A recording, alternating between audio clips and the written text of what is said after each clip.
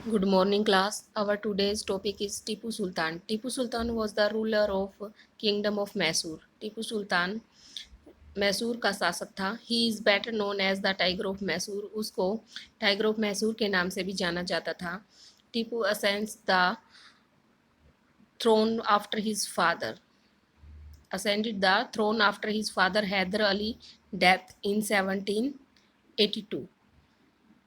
टीपू सुल्तान को उसके पिता हैदर अली की मृत्यु के बाद 1782 में वहां का शासक बनाया गया. Tipu Sultan was a courageous and powerful leader. Tipu Sultan एक बहुत ही बहादुर और शक्तिशाली शासक था. whose constant valiant efforts against the British resulted in his name being attached in the annals of Indian history. उसने जिस बहादुरी के साथ अंग्रेजों का सामना किया, वो उसका नाम आज भी इतिहास में दर्ज है उसके लिए. Mysore controlled the trade of Malabar coast where the company bought spices for trade. Mysore ने जो मैसूर का शासक था उस समय टीपू सुल्तान, उसने मालाबार कोस्ट को अपने नियंत्रण में ले लिया था, जहां से जो ईस्ट इंडिया कंपनी थी स्पाइसेस का ट्रेड करती थी, स्पाइसेस का व्यापार करती थी, वहां से वो ले जाती थी.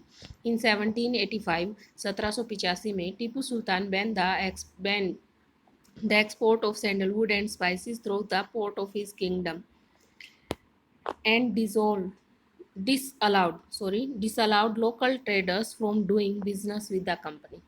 टीपू सुल्तान ने यहाँ से जो सैंडलवुड्स और स्पाइसेस ले जाई जाती थी उसके किंगडम से, वो उसने बंद करवा दी, और जो यहाँ के लोकल ट्रेडर्स कंपनी के साथ बिजनेस करते थे उन के ऊपर भी बैन लगा दिया. ही also made friendly overtures to the French in India and sought their cooperation in modernization of his army. All this made the company furious.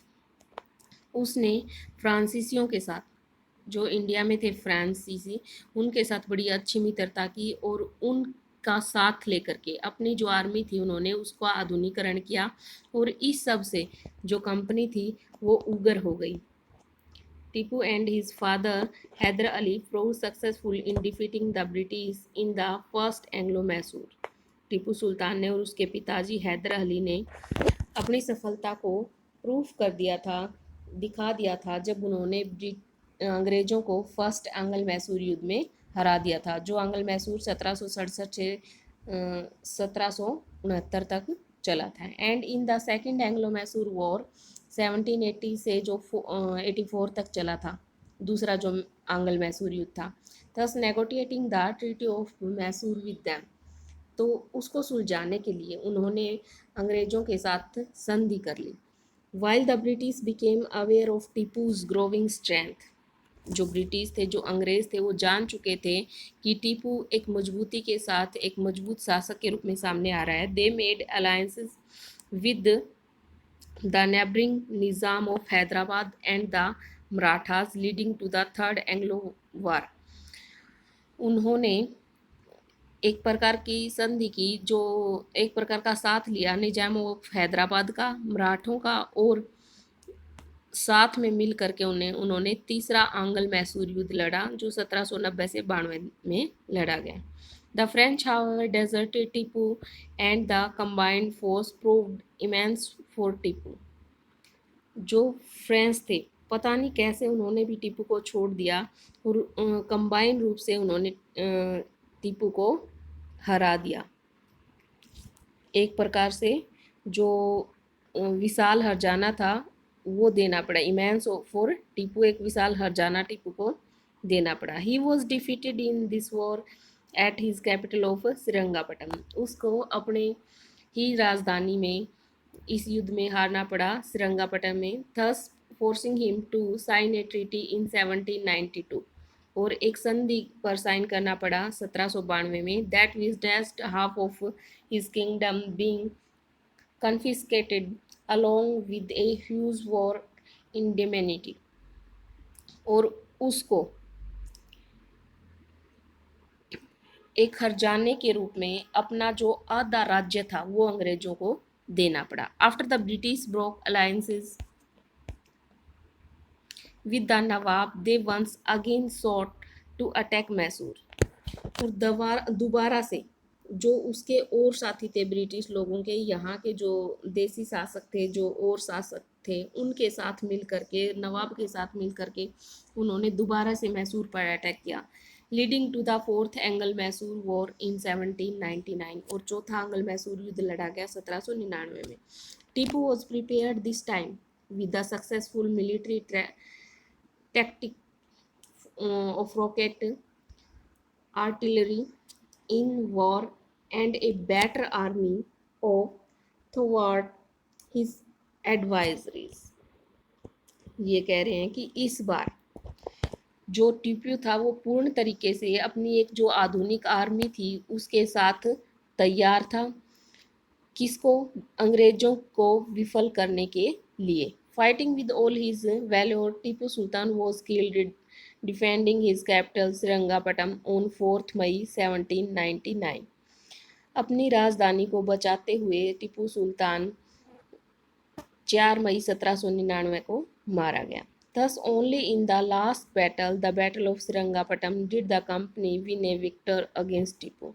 सिर्फ एक अंत में जो लास्ट आंग्ल मैसूर युद्ध था उस समय कंपनी टीपू सुल्तान से जीत करके वहाँ की विजयी बनी। ऊपर एक पैसेज आपको ये दिया गया, द टाइगर ऑफ मैसूर क्यों बुलाया जाता था टीपू सुल्तान को। It is said the Tipu Sultan was once hunting in the forest with a French friends, he came face to face with a tiger, his gun did not work and his dagger fell on the ground।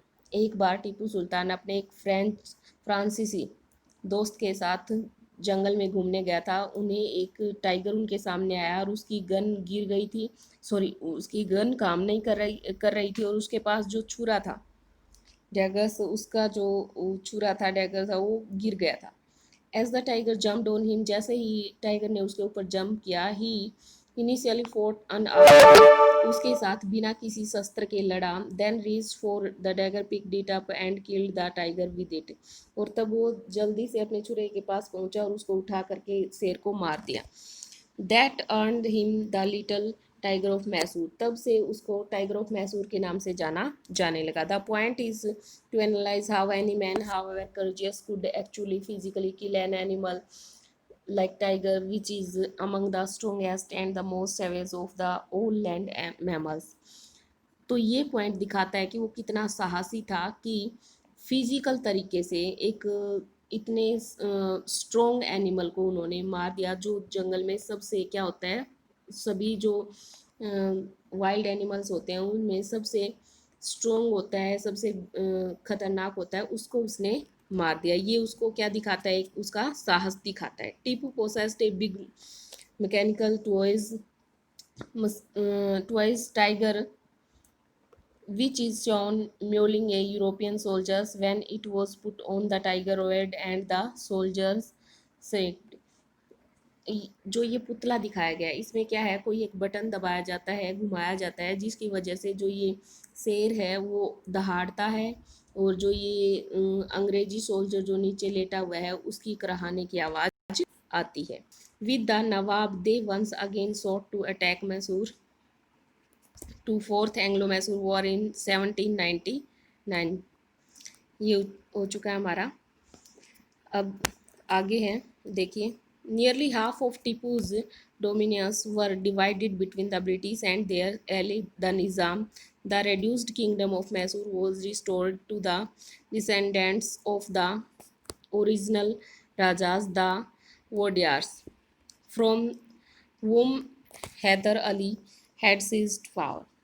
वो कह रहे हैं कि उसके बाद जो टीपू सुल्तान का half राज्य था वो डिवाइड कर लिया गया ब्रिटिश और जो उसके साथी थे, अंग्रेज और जो उसकी साथी थे और निजाम थे उनके बीच में, और बाकी जो मैसूर का राज्य बचा हुआ था वो जो वहाँ का ओरिजिनल राजा था उसको दे दिया गया, जिससे हैदर अली ने उसकी पावर छीनी थी। A special treaty of subsidiary alliances was imposed on the new राजा।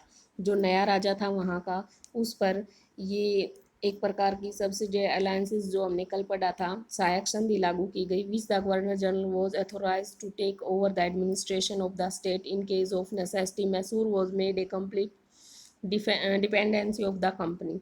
और जो वहाँ का गवर्नर जनरल था उसको पूरी अथॉरिटी मिल गई थी, वहाँ के प्रशासनिक तौर तरीके वो अपने हिसाब से कर रहा था, उसके हिसाब से वहाँ का जो प्रशासन था वो चल रहा था, और इस तरीके से जो मैसूर था पूर्ण रूप से कंपनी पर निर्भर हो गया था। इन 1801 Lord Wellesley forced a new treaty upon the puppet Nawab of Carnatic. जो कर्नाटिक का नवाब था 1801 में लॉर्ड वेल्सली ने उसके साथ एक संधि की, नवाब के साथ, him to ceded his kingdom to the company in return for the pension, कि जो उसका राज्य था उस पर तो कंपनी का नियंत्रण हो गया और वो जो राजा था उसको एक वार्षिक पेंशन दी जाने लगी। आज हम इतना ही करेंगे। So thank you. Today you will get one question of this lesson. You have to write and learn it too. Thank you. Have a nice day.